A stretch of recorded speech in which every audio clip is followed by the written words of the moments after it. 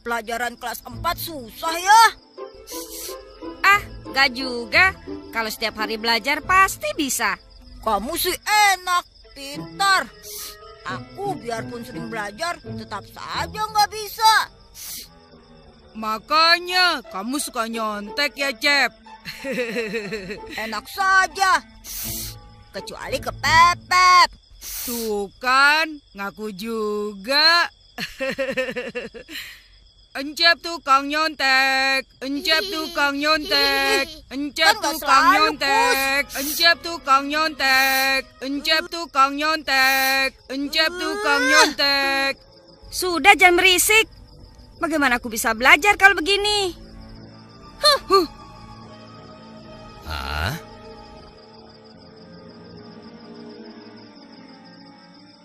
Ada apa ini ribut-ribut? Ini, Bah, Raffi sedang mengerjakan PR. Tapi Engkus dan Cecep malah berisik. Sudah, jangan ribut terus. Kapan Abah Hamid ceritanya kalau terus begini?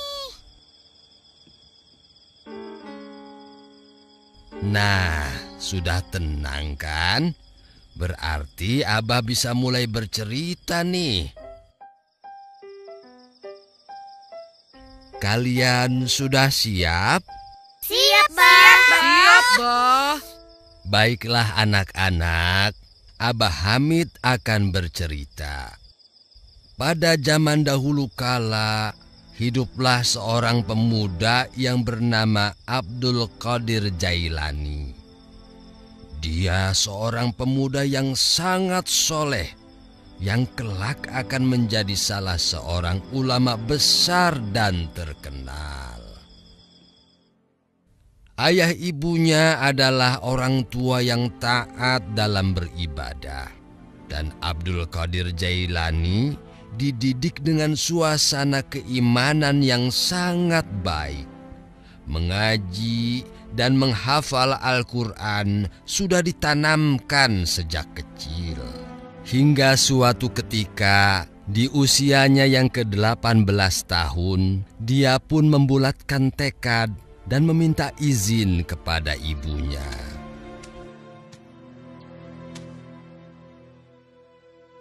Alhamdulillah. Terima kasih, Ibu. Ibu, usiaku sudah 18 tahun. Aku ingin pergi merantau, menuntut ilmu kepada para ulama besar. Boleh kan, Ibu? Itu bagus, anakku. Kau ingin berguru kemana? Aku ingin pergi ke Baghdad, karena di sana banyak ulama besar. Jauh sekali, nak. Sebaiknya kau tidak pergi ke sana sendirian.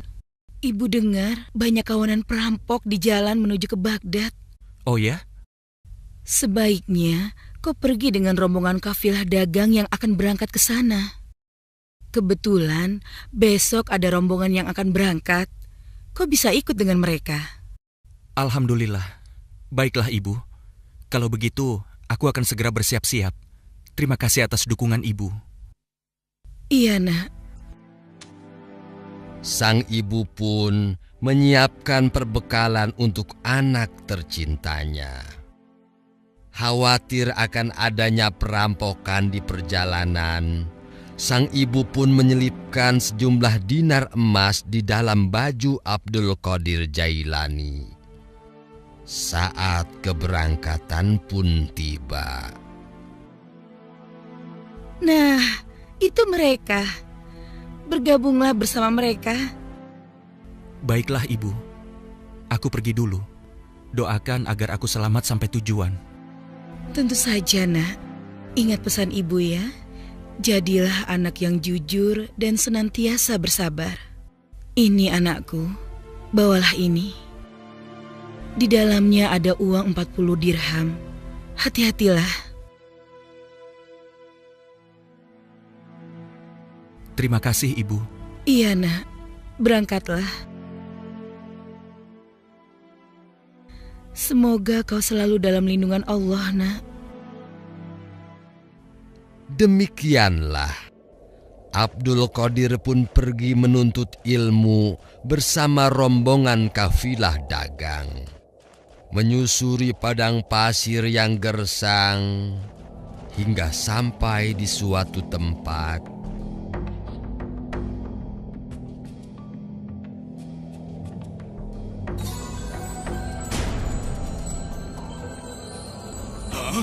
Perampok! Perampok! Ada perampok! Tidak! Wah, celaka kita! Celaka! Celaka Ada kita! perampok! Habis semua barang dagangan! Aduh, habislah kita! Ayo, kepung mereka! Hea, hea, hea! Hea, hea! Hea, hea, hea! Hea! Bersiaplah kalian semua! Lalu, Bah, mereka dirampok ya akhirnya. Ih, takut. Demikianlah, Abdul Qadir pun tidak luput dari sasaran para perampok. Cepat, serahkan semua harta benda Bagaimana kalian. ini? Jangan Tuhan, Celaka kita. ampun. Habis itu juga Aduh, termasuk. habislah kita! Hei, anak muda, kemari. Iya, Tuan. Mana hartamu yang paling berharga? Ini, Tuan. Hah? Hei, kamu ini gila ya? Harta yang paling berharga. Dengar tidak? Iya, ini, Tuan. Ini harta saya yang paling berharga. Hah? Apa ini? Hah? Bodoh! Masa kau tidak membawa uang? Angkat tanganmu, biar aku geledah. Iya, Tuan. Ayo cepat! Turunkan aku dulu, Tuan.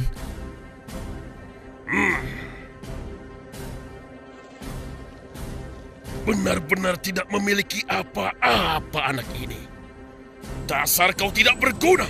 Pergi sana. Aduh. Tuan. Apa yang sebenarnya engkau cari, Tuan? Pakai nanya lagi. Fulus. Fulus. Duit. Kalau itu yang Tuan perlukan, kemarilah. Ini, ambillah. Hah? Sini.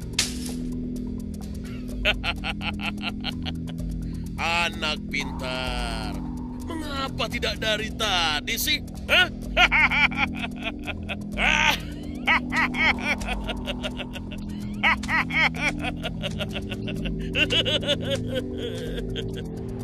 Hei, ada yang aneh dengan anak itu.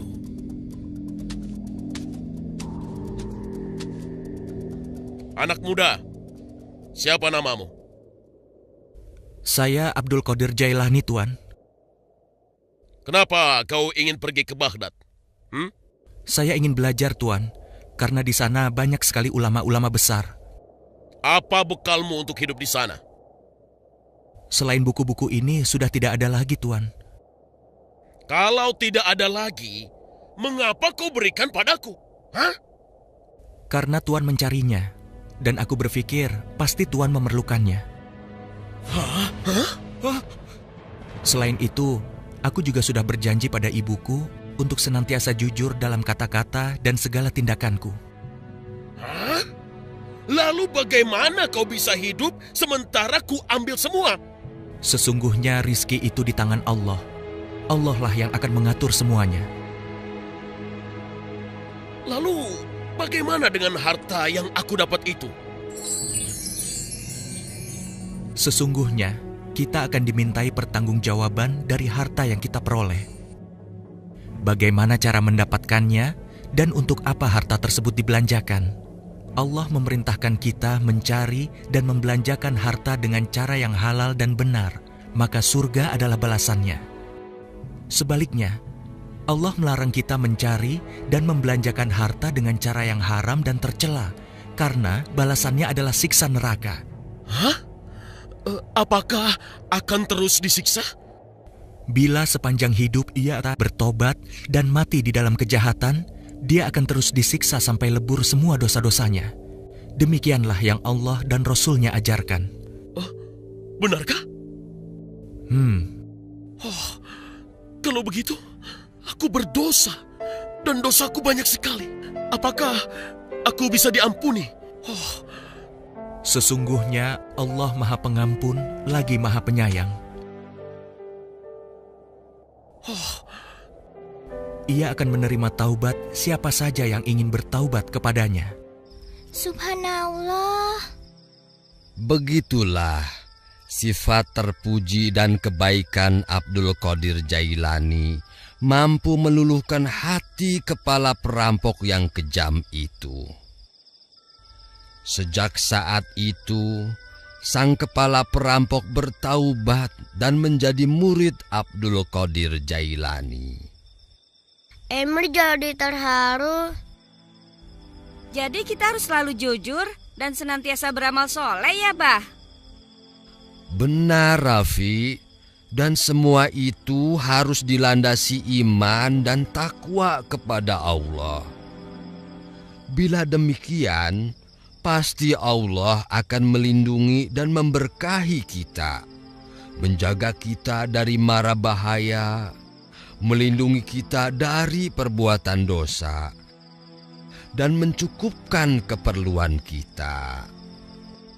Cukup makan, cukup minum.